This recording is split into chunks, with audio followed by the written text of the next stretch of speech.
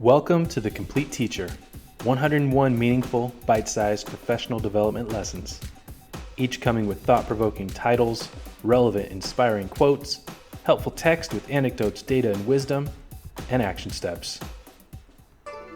Lesson 8. Do students work harder than you? They should. Lena Horne says, "It's not the load that breaks you down, it's the way you carry it." I remember facilitating Jeopardy review games each unit during my inaugural year of teaching 7th graders. I prided myself on being youthful, innovative, and full of energy. Ego aside, I was wiped out at the end of a Jeopardy review day. I realized that I was working much harder than my students, feeling a bit like a referee who officiated youth basketball games all day. As a matter of fact, I worked harder than most of my students on most days. And that's not something to be proud of. Rather, it exposed my naivety and signaled that I needed to make some adjustments. Whether it was direct instruction, monitoring progress, or grading assignments, I was wearing myself out. My students loved my class partly because I didn't expect much of them. I designed the lessons, I maintained control the whole time, I did most of the analyzing, I broke down the concepts, and I asked and answered most of the questions. Frankly, I did all the work. My students were satisfied having me serve as their entertainment, but I didn't push them, guide them, or hold them accountable to work hard or think deeply. Thankfully, I wised up.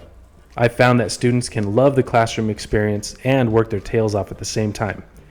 Even review games can encourage students to work hard, allowing you to be the facilitator, but not requiring you to drain your battery as the power source of the lesson. The teacher should leave the room each day with a healthy sense of satisfaction, and just like a great workout, students should leave the room with a healthy and appropriate feeling of exhaustion, having been engaged in learning and building stamina to do even more going forward.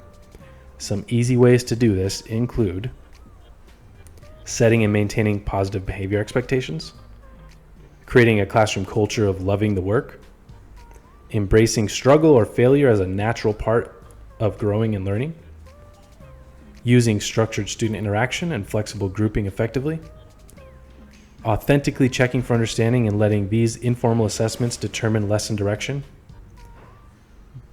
differentiating instruction to challenge all students, and delegating work to all students.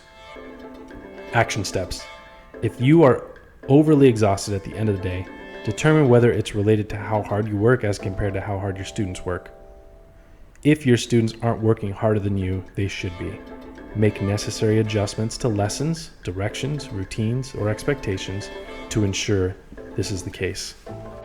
Need a copy of all the Complete Teacher lessons on slides? Looking for an e-reader or physical copy of the Complete Teacher?